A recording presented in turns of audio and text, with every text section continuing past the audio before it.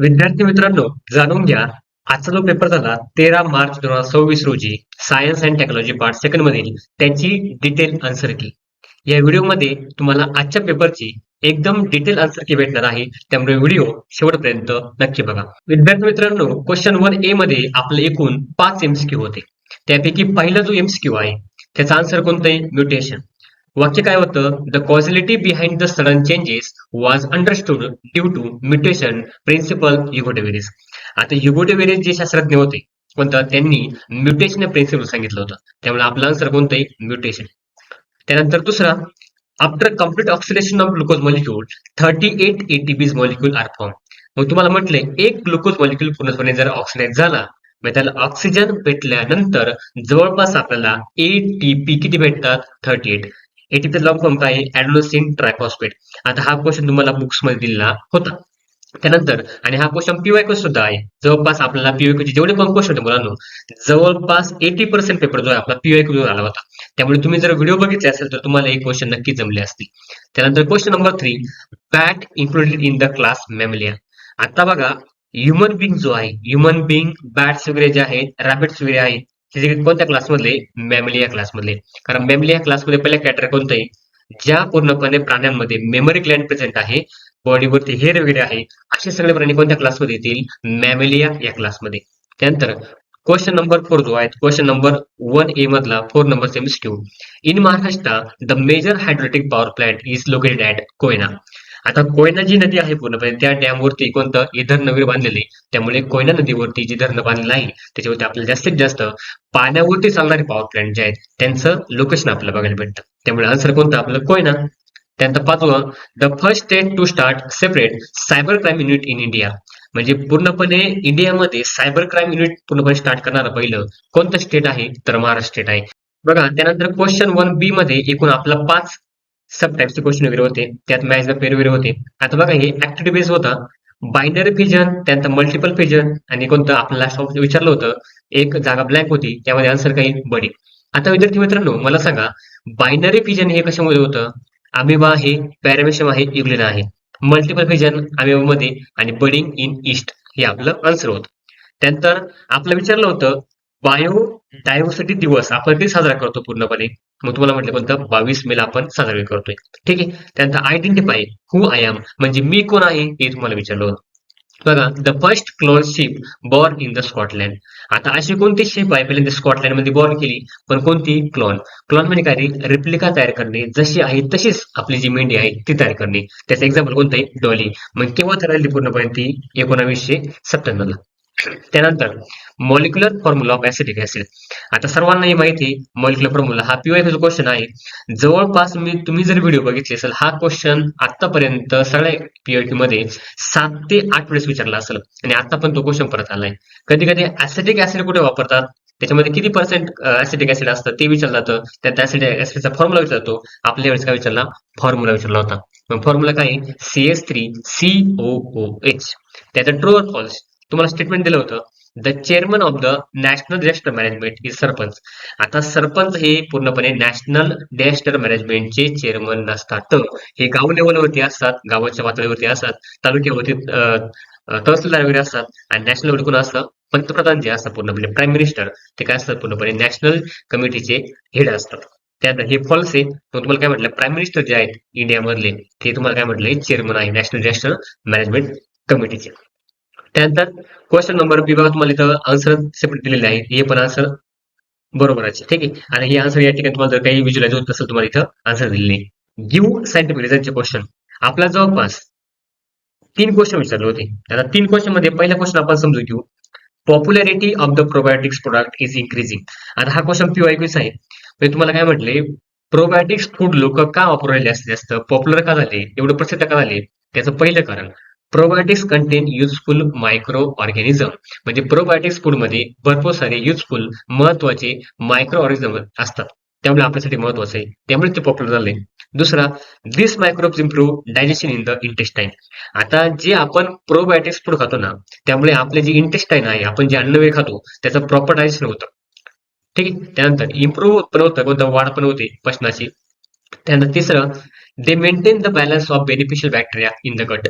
म्हणजे आपल्या शरीरामध्ये आपल्या इंटेस्टाइन मध्ये ज्या बॅक्टेरियांचं वाढ होणं महत्वाचं आहे अशा बॅक्टेरियाची काय करतं वाढ करतं. त्यानंतर hence probiotic products are the becoming popular. त्यामुळे कोणतं प्रोबायोटिक्स पुढे आपल्या काय पॉप्युलर आहे. पहिलं कारण प्रोबायोटिक्स पुढे काय होतं पूर्णपणे आपल्यासाठी युजफुल आहे. ते आपल्या इंटेस्टाइन मध्ये डायजेशनचा रेट वाढवतं. त्यानंतर आपल्या गट मधल्या आपल्या इंटेस्टाइन मधल्या ज्या पण महत्वाचे बॅक्टेरिया आहे त्यांचं काय करतं बॅलन्स करतं बेनिफिट बॅक्टेरियाचं. त्यामुळे आपलं प्रोबायोटिक्स फूड जे आहेत कोणतं आपल्याकडे इन्क्रीजिंग झालंय त्याची पॉप्युलरिटी. ठीक आहे. दुसरं body temperature of reptilia are not constant. आता मला सांगा रेप्टिलियाचा हा क्वेश्चन ऑलरेडी आपला डिफरन्स बिटवीन मध्ये PY मध्ये येऊन गेलेला आहे.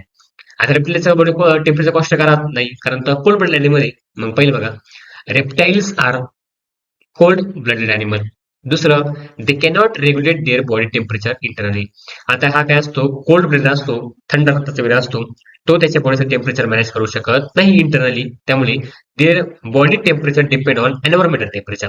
पण जसं एन्व्हायरमेंटचं टेम्परेचर असेल तसं त्याचं टेम्परेचर असणार आहे. त्यामुळे कोणतं रेप्टाईल त्यांच्या बॉडीचं टेम्परेचर मॅनेज करू शकत नाही किंवा कॉन्स्टंट एकसारखं ठेवू शकत नाही. ते क्वेश्चन आन्सर आहे. तिसरा farmers are opting organic farming. म्हणजे आजकाल लोक ऑर्गॅनिक फार्मिंग म्हणजे सेंद्रिय शेती का करू राहिली त्याचं पहिलं कारण कोणतं केमिकल फर्टिलायझर जे आहेत कोणतं पेस्टिसाइड जे आहेत म्हणजे आपण जे खत टाकतोय फवारे मारतोय हे काही आपल्याला घातक आहे. त्यामुळे लोक आजकाल कोणतं ऑर्गॅनिक फार्मिंग कडे वळले. दुसरं it improve the soil fertility and soil health. म्हणजे त्यामुळे काय होतं सॉइलची फर्टिलिटी आणि कोणतं सॉइलची हेल्थ गुणवत्ता वाढते. ठीक आहे. जसं आपण म्हणतो सॉइलची सुपीकता वाढते त्याला आपण फर्टिलिटी किंवा सॉइलची हेल्थ वगैरे वाढते. तिसरं organic food is safe and healthy for humans. आता ऑर्गॅनिक फूड जे आहे पूर्णपणे म्हणजे सेंद्रिय पदार्थ जे आहेत आपल्यासाठी सेफ आहे आणि आपल्यासाठी हेल्दी पण आहे. त्याने आपल्याला कोणत्याही वेळ त्रास नाही आपली हेल्थ प्रॉपर राहू शकते. त्यामुळे कोणतं आपण ऑर्गॅनिक फार्मिंगकडे फार जास्त वळले हे त्याचा अर्थ होतो. त्यानंतर हेच farmers are adapting the organic farming. त्यामुळे फार्मर्स अडॅप्ट करून राहिले कोणतं ऑर्गॅनिक फार्मिंग. क्वेश्चन 2B मध्ये पहिला क्वेश्चन बघा व्हॉट इज कार्बन डेटिंग. आता कार्बन डेटिंग म्हणजे काय बघा carbon dating is a method use to determine age of fossil. म्हणजे फॉसिल आहे कोणतं त्या फॉसिलचं जर आपलं वय काढायचं असेल म्हणजे आपल्याला ते फॉसिल किती जुन्या वर्षाचं आहे किती वय झालेलं आहे कोणतं ते काढण्यासाठी आपण काय वापरतो कार्बन डेटिंग मेथड वापरतो. ठीक आहे. ही कार्बन डेटिंग मेथड आहे. It is based on the radiative decay of carbon 14 isotopes. म्हणजे कार्बन 12 आणि कार्बन 14 हे दोन आयसोटोप्स असतात. पण त्याच्यामध्ये रेडिएक्टिव्ह डिके जो कार्बन आहे तो कोणता आहे कार्बन 14 आहे. ठीक आहे. The amount of carbon 14 remaining in the fossil is measure. मग तो किती फॉसिल मध्ये कार्बन 14 राहिला आहे याच्यावरून आपण त्या फॉसिलचं एज काढतो. म्हणजे जवळपास जमिनीखाली गाडले गेलेले जे पण आपल्याला काही प्राणी त्यांचे हाड वगैरे असतील काही सापळे वगैरे असतील किंवा कोणत्याही प्राणी वगैरे आहे वनस्पती वगैरे असं आपल्याला त्यांचं पूर्णपणे फॉसिल भेटलं. पण त्या फॉसिलचं त्या पूर्णपणे मृत शरीराचं आपण वय काढतोय कोणतं with the help of carbon dating method. आणि त्याच काय बरोबर कार्बन 14 आपण त्यासाठी वापरतोय कारण का माणसामध्ये कार्बन 12 आणि कार्बन 14 हे दोन्ही पण ऍसिडॉप्स असतात. पण कार्बन 12चं प्रमाण कमी होत नाही कार्बन 14चं प्रमाण कमी होतं. मग आपण या दोघांचं पण कंपॅरिझन करून कोणतं कार्बन 14चं प्रमाण किती कमी झालंय याच्यावरून आपण त्या फॉसिलचं त्या मृताचं किंवा त्या वनस्पती प्राण्याचं आपण वय सापडत असतो. त्यामुळे this technique is use determine age of the ancient organism. आता एन्शियंट काय पूर्वीच्या काळी जमिनीखाली गाडले गेलेले जे प्राणी आहे त्यांच्यामधलं पूर्णपणे अवशेष आपण बघून कार्बन डेटिंग मेथड वापरून पूर्णपणे आपण त्यांचे वय एज फाइंड आउट करू शकतो. त्यासाठी मेथड आहे. त्यानंतर क्वेश्चन 2B मधला दुसरा क्वेश्चन कम्प्लीट द टेबल. आता हा जो क्वेश्चन आहे आपला चॅप्टर नंबर 2 मधला आहे. आता बघा तुम्हाला काय म्हटलंय ओसिन कुठे असतं बोन्स मध्ये असतं आणि इन्सुलिन कुठे असतं पूर्णपणे पॅक्रियास मध्ये तयार होतं. म्हणजे बोन्स मध्ये असताना प्रोटीन कोणतं आहे पॅक्रियास मध्ये असताना प्रोटीन कोणतं आहे तर पहिलं आहे ओसिन दुसरं आहे कोणतं इन्सुलिन. मग तुम्हाला रिकाम्या कोणतं विचारलं होतं ओसिन विचारलं होतं आणि पॅक्रियास विचारलं होतं. खूप सोपं क्वेश्चन होतं.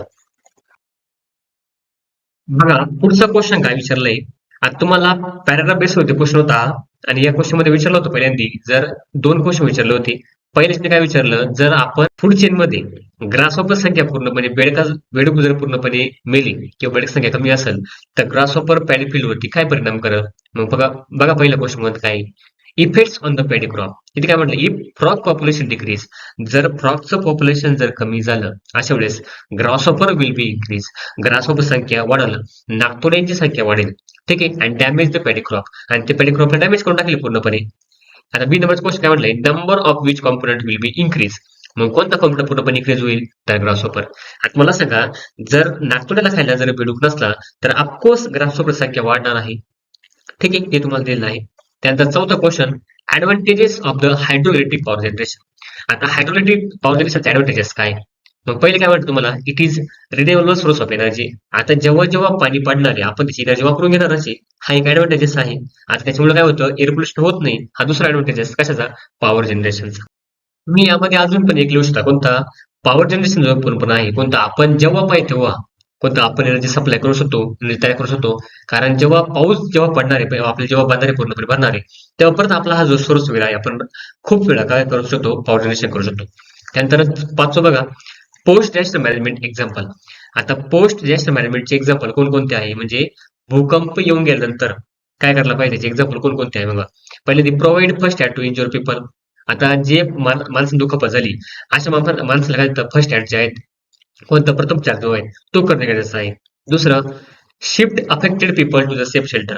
ज्या माणसाला त्या पुराचा किंवा एखाद्या आपत्तीचा त्रास झाला आहे अशा माणसाला शिफ्ट करणं, त्यांना अन्न वगैरे प्रोव्हाइड करणं, पूर्णपणे मेडिसिन प्रोव्हाइड करणं, पाण्याचा पुरवठा करणं, हे कोणा समजतं? पोस्ट डिझास्टर मॅनेजमेंटचं काम वगैरे असतं. त्याचे एक्झाम्पल आहे. आता काय म्हटलं, help rescue and relief operation. आता रेस्क्यू जी टीम आहे पूर्णपणे त्याने काय करायचं? रिलीफ म्हणजे जे माणसं पूर्णपणे अडकलेले, जे अफेक्ट आहे अशा माणसाला पूर्णपणे आधार देणं गरजेचं असतं. ठीक आहे, रेस्क्यू मध्ये. Next question, question number 3. त्याच्यामध्ये आपल्या जवळपास एकूण 5 क्वेश्चन लिहायचे. तुम्हाला 8 दिले होते. 8 पैकी एकूण 5 लिहायचे होते. आता त्यामध्ये बघा पहिला क्वेश्चन कोणता? Theory of Lamarckism. लॅमार्कची थेरी वगैरे काय? आता हे आहे कोणतं? जीन बॅप्टिस्ट लॅमार्क हे सायंटिस्ट आहे. त्यांनी जी थेरी लिहिली ती आपण बघूया. पहिलं, Lamarck propose the theory of inheritance of backward character. यांनी कोणतं? Theory of inheritance of backward character ही थेरी दिली होती. त्यानंतर अकॉर्डिंग टू हिम, त्यांच्या म्हणण्यानुसार organ develop due to continuous use. आता आपले जे ऑर्गन आहे, आपले जे अवयव आहे, आपण ते कंटिन्युअस यूज केल्यानंतर ते डेव्हलप होतात, असं कोणाचं म्हणणं होतं? लामार्क साहेबांचं. तिसरं, organ degenerate due to disuse. जर आपण पूर्णपणे त्यांचा वापर केला नाही, जर माणसाने त्याच्या हातात वापर केला नाही, कोणतं? ते ऑर्गन पूर्णपणे आपल्याकडून नाश होऊ शकतात. कोणतं? असं कोणाचं म्हणणं होतं? लॅमार्क्स. ठीक आहे, पुढे acquired character are passes to the next generation. आता तुम्ही जे कॅरेक्टर ॲक्वायर्ड केले, जे ग्रहण केलेलं आहे, जे तुम्ही घेतलं आहे, हे कॅरेक्टर काय होतं? पुढच्या पिढीमध्ये पास होतं, असं कोणाचं म्हणणं होतं? लॅमार्किझमचं. त्यानंतर एक्झाम्पल काय आहे? बघा इथं लॉंग नेक ग्राफ देईल तुम्हाला. त्यानंतर अनदर एक्झाम्पल कोणतं आहे? Strong shoulders of iron Smith. म्हणजे जे माणसं पूर्णपणे लोहा वगैरे गरम वगैरे करतात किंवा जे माणसं लोहार वगैरे काम करतात, कोणतं? त्यांचे खांदे मजबूत झाले. कशामुळे झाले? फक्त त्यांचं कंटिन्युअस हॅमरिंग करून करून. आता अशी माणसं जे आहे कोणतं? त्यांचा जो बिझनेस आहे, त्यांचा जो धंदा वगैरे आहे, असे जे बिझनेस करून करून त्यांच्या माहितीनुसार कोणतं? ते माणसं कशा त्यांच्या बिझनेसमध्ये स्ट्रॉंग होतात पूर्णपणे. जसा शेती करणारा माणूस आहे, तो स्ट्रॉंग होणारच. कोणतं? त्याचे हाडं वगैरे जे आहे पूर्णपणे पळण्याची शक्ती वगैरे आहे किंवा पूर्णपणे उन्हामध्ये काम करण्याची शक्ती वगैरे आहे, ती बाकी माणसापेक्षा काय असणार आहे? जास्त असणार आहे. मग त्यांनी काय सांगितलं पूर्णपणे, हे जी थिअरी आहे कोणतं? इनहेरिटन्स ऑफ ॲक्वायर्ड कॅरेक्टर आहे. तुम्ही जे जिवंत होत असताना कॅरेक्टर ॲक्वायर्ड केले, त्यानुसार हे पुढे पुढे पास राहील, असं कोणाच म्हणणं होतं? लॅमार्किझमचं. त्यानंतर तुम्ही जर त्या आरोचा वापर केला नाही तरच तो पूर्णपणे रिजेक्ट होऊन जाईल, असं कोणाचं म्हणणं होतं? लॅमार्कचं. मग आपण पॉईंट काय बघितला? या थिअरीला काय नाव दिलं होतं? Inheritance of acquired character. त्यानंतर ऑर्गन जे डेव्हलप झाले कोणतं? कंटिन्युअस यूजमुळे झाले तुमचे. त्यानंतर ऑर्गन डिजेनरेट होऊ शकतात पूर्णपणे जर तुम्ही त्याचा वापर केला नाही तर. आणि हेच कॅरेक्टर पूर्णपणे पुढच्या पिढीमध्ये पास पास होत जातात, असं कोण म्हटलं होतं? लॅमार्किझम साहेब म्हटले होते आपले. ठीक आहे. क्वेश्चन 3 मधला दुसरा क्वेश्चन काय म्हटलं इथे? Cells in which mitosis occurs and stages. आता कोणती सेल ज्यामध्ये मायटोसिस होते? तर त्याचं आन्सर काय होतं? सोमॅटिक सेलमध्ये मायटोसिस होते. ठीक आहे. आता सोमॅटिक सेल आहे आणि स्टेम सेल आहे, या दोघांमध्ये काय होतं? मायटोसिस होत असतं. मग तुम्ही सोमॅटिक सेल किंवा स्टेम सेल दिला असेल तरी पण तुमचं बरोबर असणार आहे. आता त्याच्यामध्ये 4 स्टेज आहे: प्रोफेज, मेटाफेज, एक अनाफेज आणि कोणतं? टिलोफेज. आता तुम्हाला ही डायग्राम पण दिली, त्या डायग्रामवर तुम्हाला ते एक्सप्लेन करायचं होतं. पण तुम्हाला क्वेश्चन किती मार्काचा आहे? 3 मार्काचा. आता हा क्वेश्चन तुम्हाला किती मार्काचा विचारला? अर्धा मार्काला भेटेल. त्यानंतर प्रोफेज, मेटाफेज, अनाफेज, टेलोफेज या दोन दोन ओळीमध्ये तुम्ही जर एक्सप्लेन केला असेल तरी पण तुम्हाला 3 मार्क्स इथे प्रॉपर भेटणार म्हणजे भेटणार. मग प्रोफेज मध्ये काय होतं? Condensation of chromosome. त्यानंतर थ्रेड लाईक क्रोमोझोम स्टार्ट होतं पूर्णपणे. मेटाफेजला मिडल मध्ये येतं. त्यानंतर अनाफेजला काय होतं? ते सेंटरला येतं, एक बंच लाईक बनवणार त्यासारखं फॉर्म होतं. आणि टेलोफेज मध्ये काय होतं? पूर्णपणे ते सायटोकायनेसिस होण्याच्या अगोदर जे स्टेज असतं पूर्णपणे येणं जातं आणि 2 न्यूक्लियस जे आहेत ते पूर्णपणे बनण्याची प्रोसेस सुरू होते. याला काय आपण टेलोफेज. तेच तुम्हाला एक्सप्लेन करायचं होतं. आता तुम्ही या पुढे जर लिहिलं नसेल तरी पण प्रोफेज 1-2 लाईन, मेटाफेजच्या, अनाफेजच्या, टेलोफेजच्या तरी पण आपल्याला फुल मार्क्स याच्यामध्ये भेटणार म्हणजे भेटणारच. ठीक आहे. त्यानंतर क्वेश्चन 3 मधला तिसरा बघा. तुला काय म्हटले थ्रेटेड स्पेसिस एक्झाम्पल. मग कोणकोणतं विचारलं? एंडेंजर्ड स्पेसिस विचारलं, रेअर स्पेसिस आहे, व्हलनरेबल स्पेसिस वगैरे आहे. मग तुम्हाला एंडेंजर्ड स्पेस मध्ये एक्झाम्पल कोणते? टायगर, लायन आहे. रेअर मध्ये हिमालयन ब्राऊन बिअर आहे, त्यानंतर डिझर्ट फॉक्स वगैरे आहे. व्हलनरेबल मध्ये एक्झाम्पल काय आहे? लेपर्ड आणि कोणता? स्लॉथ बेअर वगैरे आहे. आपल्या बुक्स मध्ये तुम्हाला एक्झाम्पल काय दिले बघा. एंडेंजर्ड स्पेस तुम्हाला एक्झाम्पल दिले इथे lion, tail monkey and lesser florican. तुम्ही हे जर लिहिलं असेल तरी पण तुम्हाला मार्क्स भेटेल. रेअर मध्ये आपले एक्झाम्पल काय इथे? रेड पांडा आहे, मस्ट डिअर आहे. रेअर मध्ये रेड पांडा आणि मस्ट डिअर. त्यानंतर चौथं बघा. आता इंडिपेंडेंट मध्ये आपला इंडिपेंडेंट विचारलं होतं, व्हलनेबल विचारलं होतं. आता व्हलनेबल मध्ये आपले 2 एक्झाम्पल आहेत बुक्स मध्ये, ते जरी तुम्ही लिहिले असेल तरी एक्झाम्पल नाही. आता भरपूर सारे मुलं म्हणतात की सर आम्ही हे वेगळे एक्झाम्पल लिहिले, चालतील का याच्यामध्ये? तर हो, चालतात. क्वेश्चन पेपर मध्ये तुम्हाला बाहेर जरी एक्झाम्पल लिहिले तरी पण तुम्हाला त्याचे मार्क्स द्यावे लागतात जर एक्झाम्पल पूर्णपणे करेक्ट असेल तर. त्यानंतर 4 नंबरचा क्वेश्चन बघा. काय म्हटलंय? Fuel use in thermal power plant and problem. आता त्याच्यामध्ये कोणतं फ्युल वापरतोय आपण? कोणतं? थर्मल पॉवर प्लांट मध्ये. आणि त्याचे प्रॉब्लेम काय होतात? आता बघा, थर्मल पॉवर प्लांट मध्ये आपण कोळसा वापरतो आणि जर आपण कोळसा वापरला, प्रॉब्लेम काय होऊ शकतात? एअर पोल्युशन होऊ शकतं, CO2 जास्तीत जास्त तयार होईल पूर्णपणे, ग्लोबल वॉर्मिंग वाढेल. कोणतं? त्यानंतर हे जे ऍश आहे कोणतं पूर्णपणे बाकी ठिकाणी जर पसरली, लोकांना रेस्पिरेटरी प्रॉब्लेम जे आहे ते होऊ शकतात पूर्णपणे. आणि कोणतं? नॉन रेग्युलर रिसोर्स सोर्सेस वगैरे आहे. कोणतं? एकदा कोळसा पूर्णपणे जर वापरला, तो जर संपला, आपण कोळशाला परत तयार करू शकत नाही. त्यामुळे एन्व्हायरमेंटल प्रॉब्लेम जे आहे, डॅमेजचे प्रॉब्लेम, ते पण ऑकर्स होऊ शकतात, तयार होऊ शकतात. त्यानंतर तुम्हाला बघा पुढचा क्वेश्चन विचारला, बॉडी सिमेट्री ऑफ एनिमल. आता तुम्ही जर व्हिडिओ बघितले असेल, आपली ऑलरेडी व्हिडिओ टाकली आहे, फक्त हे डिटेल एक्सप्लेनेशन आहे. त्यामुळे तुम्हाला पहिली डायग्राम, दुसरी डायग्राम, तिसरी डायग्राम, या तिन्ही पण डायग्राम देऊन तुम्हाला एक्सप्लेनेशन लिहायचं होतं. मग पहिली सिमेट्री कोणती होती? असिमेट्री. दुसऱ्याची रेडियल सिमेट्री. तिसरी कोणती? Bilateral symmetry. त्यानंतर बघा झॅन्थम गमचे तुम्हाला व्ह्यूज विचारले होते. म्हणजे झॅन्थम गमचं काम काय? पहिलं काय आहे? थिकनिंग एजंट आहे. कोणतं? आपल्या एखादी गोष्ट जर जाड करायची असेल थोडीशी, त्याला काय आपण झॅन्थम वापरतो. दुसरं कॉस्मेटिक्स मध्ये जर सौंदर्य प्रसाधने आपल्याला तयार करायची, त्यासाठी टूथपेस्ट आहे, आईस्क्रीम आहे, त्यानंतर कोणता? श्वास वगैरे आहे, स्लड आहे, त्यानंतर कोणतं? मेडिसिन आहे. या सगळ्यांमध्ये कोणता आपण? झॅन्थम गम वापरतो. त्यानंतर 7 नंबरचा क्वेश्चन काय म्हटले? Precaution during the spring pesticide. आता हे पॉईंट तुम्हाला ऍक्टिव्हिटी बेस होता, हा पण ऍक्टिव्हिटी बेस होता पूर्णपणे. हा क्वेश्चन पण थोडासा ऍक्टिव्हिटी बेस होता आपल्याला. त्यानंतर प्रिकॉशन बघा. तुम्ही काय काळजी घेतली पाहिजे जेव्हा तुम्ही पेस्टिसाइड फवारणार आहे? म्हणजे तुम्ही जेव्हा शेतीमध्ये औषध मारताय, औषध मारताना आपण काय काळजी घेतली पाहिजे? मग पहिले काय म्हणतो तुम्हाला? पहिले तुम्ही मास्क आणि ग्लोव्ज घातले गेले पाहिजे. तोंडाला मास्क लावलं पाहिजे, हातामध्ये ग्लोव्ज घातले पाहिजे. त्यानंतर avoid spring in strong wind. आता जेव्हा वारा जास्त असेल, वाऱ्याच्या विरुद्ध पूर्णपणे तुम्ही फवारा मारणं हे चुकीचं आहे. कारण ते जर तुम्ही वाऱ्याच्या विरुद्ध फवारा मारला आणि ते वाऱ्याचे जे मॉलिक्युल जर आपल्या फवाऱ्याचे मॉलिक्युल आपल्या रेस्पिरेटरी सिस्टम मध्ये गेले, तर आपला रेस्पिरेटरी सिस्टमचे श्वसनाचे आजार होऊ शकतात. त्यानंतर do not inhale pesticide vapours. आता त्याची जी वाफ निघेल पूर्णपणे पेस्टिसाइडची, त्याला आपण कोणतं? श्वास वगैरे घ्यायचा नाही, किंवा आपण त्याचा सुगंध वगैरे घ्यायला जायचा नाही पूर्णपणे, किती जरी काही असेल तर. म्हणजे ती वाफ आपल्या नाकापर्यंत निघली पाहिजे. त्यानंतर वॉश हँड आफ्टर स्प्रेइंग. कोणतं? प्रॉपर हात वगैरे धुवा. कोणता? पेस्टिसाइड मारल्यानंतर. Do not spray near water source. आता ज्या ठिकाणी पाणी वगैरे सोर्स वगैरे आहे, ज्या ठिकाणी आपला तलावा आहे, त्यानंतर ओळ वगैरे आहे, पाण्याचा एखादा सोर्स वगैरे आहे, अशा ठिकाणी फवारा मारू नका. ठीक आहे. Follow recommended doses. Recommended doses तुम्हाला दिले आहे, त्याच प्रमाणे मार्गदर्शन घ्या, ते फॉलो करा. त्यानंतर तुम्हाला बघा 8 नंबर क्वेश्चन म्हटलंय फर्स्ट एड बॉक्स मध्ये काय काय असतं. मग त्यामध्ये कॉटन आहे, त्यानंतर बँडेज आहे, अँटीसेप्टिक सोल्युशन असतं, सिझर, कातर वगैरे असतं, ऍडहेसिव्ह टेप असतं आणि थर्मोमीटर असतं. जे काही एखादं असेल, ताप वगैरे आला असेल, एखादी जखम वगैरे झाली असेल, तर तुम्हाला फर्स्ट एड बॉक्स मध्ये या गोष्टी असणं महत्वाचे आहे. जवळपास आपल्याला 20-25 गोष्टी दिल्या बुक्स मध्ये, आणि त्यापैकी तुम्ही कोणत्या जरी 6 लिहिल्या तरी पण त्या बरोबर असताना म्हणजे असतानाच आहे. बघा पुढचा क्वेश्चन आपल्याला काय विचारलंय, क्वेश्चन नंबर 4, लास्ट क्वेश्चन जो आहे, factors affecting the social health. Social health वरती परिणाम करणारे घटक कोणकोणते? बघा आपल्या बुक्स मध्ये 9.1 फिगर मध्ये आपल्या सगळे फॅक्टर दिलेले. तुम्ही यापैकी जरी फॅक्टर लिहिले असेल आणि हे फॅक्टर सोडून जर तुम्ही मनात लिहिले असेल, तरी पण तुम्हाला हे मार्क्स भेटणार म्हणजे भेटणार. कारण का? Social health, national management, chapter number 4 environmental management, त्यानंतर chapter number 5 towards clean energy, या सगळ्यामध्ये तुम्हाला मनाने लिहायला चान्स असतात. त्यामुळे तुम्ही मनाने लिहिलं जरी लिमिट असेल तरी पण तुम्हाला 100% ते बरोबर द्यावं लागणार आहे. ठीक आहे. त्यामुळे मार्क्स याच्यामध्ये भेटतात, मार्क्स याच्यामध्ये कट होत नाही. मग बघा फॅक्टर्स जे आहे पूर्णपणे सोशल हेल्थ अफेक्ट करणार ते कोणकोणते आपल्या प्रमाणे, एज्युकेशन आहे, फायनान्शियल स्टेटस आहे, गार्डन्स, सोशल फिजिकल कंडिशन, तुमच्या सराउंडिंग तुम्ही कोणत्या एरियामध्ये राहतात त्याच्यामध्ये सोशल फिजिकल कंडिशन कशी आहे, त्यानंतर सोशल एन्व्हायरमेंट तुमच्या आजूबाजूचं कसं आहे, त्यानंतर तुम्ही कोणत्या एरियामध्ये राहतात, रेसिडेन्शियल एरिया, पाण्याची सुविधा कशी आहे, टॉयलेटची सुविधा कशी आहे, तुमच्या भागामध्ये असणारे पोल्युशन कंडिशन कशी, व्यू सुविधा आहे, ते पण अपडेट करतात. प्लेग्राऊंड सुविधा आहे, त्यानंतर सोशल ट्रीटमेंट कशी भेटते तुम्हाला, सोशल सेफ्टी आहे की नाही, ट्रान्सपोर्ट फॅसिलिटी तुम्हाला जाण्याची सुविधा कशी आहे, ती पण मॅटर करते. एज्युकेशन अँड जॉब ऑपॉर्च्युनिटी ते पण मॅटर करतात. आणि satisfying basic needs of the person कोणतं, त्याला अन्न, वस्त्र, निवारा, त्यानंतर औषधं भेटते की नाही, हे सगळे फॅक्टर काय करतात, पूर्णपणे सोशल हेल्थ वरती अफेक्ट करतात. तुम्ही यावरून जर कोणतेही जरी 6 लिहिले असतील आणि ते पूर्णपणे एक्सप्लेन केले असतील तरी पण तुम्हाला सगळ्यांचे मार्क्स भेटणार म्हणजे भेटणार. तुम्ही कोणतेही 4 लिहिले असतील ते 4 पूर्ण एक्सप्लेन केले असतील तरी पण तुम्हाला मार्क भेटणार म्हणजे भेटणारच. तुम्हाला फक्त पॉईंट लिहायला महत्व नव्हतं, ते पॉईंट लिहून पूर्णपणे एक्सप्लेन सुद्धा करायचे ते.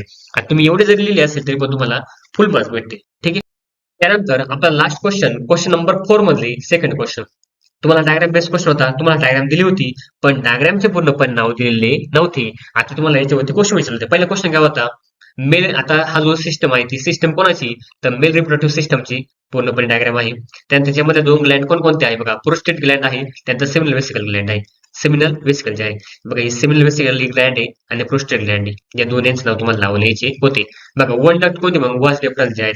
आता वास डेफरन्स जे आहे पूर्णपणे ही डक्ट तुम्हाला लिहायची होती. ठीक आहे. वास डेफरन्स बघा, ही डक्ट आहे. म्हणजे ती पूर्णपणे स्पर्म होण्याचं काम करते. काही काही मुलांनी इजॅक्युलेट डक्ट लिहिले असेल, युरोजॅनिटल डक्ट ही सुद्धा एक डक्ट आहे. तुम्ही त्याचं सुद्धा नाव लिहिलं असेल तरी पण तुमचं ते बरोबर येणार म्हणजे येणारच. आणि तुम्हाला विचारलं स्पर्मची लेंथ किती? 60 मायक्रोमीटर आहे. कोणता क्वेश्चन विचारला होता? Hormone secreted by the testis. आता आपली जी टेस्टिस आहे पूर्णपणे मेल सिस्टम मध्ये आपण अभ्यास केलाय. कोणता हार्मोन तयार करते? टेस्टोस्टेरॉन. आता तुम्ही पेज नंबर 102 बघितला असेल तरी पण आपल्या पेज नंबर 102 तुम्हाला या क्वेश्चनचा आन्सर बघायला भेटणार म्हणजे भेटणारच. ठीक आहे. आता अशा प्रकारे तुम्ही जर पेपर लिहिला असाल, मला कमेंटमध्ये तुम्हाला किती मार्क्स पडले हे नक्कीच सांगा. आणि जर तुमचे कोणी ओळखीचे जर अभ्यास करत असाल त्यांना हा चॅनलचा रेफरन्स नक्कीच द्या.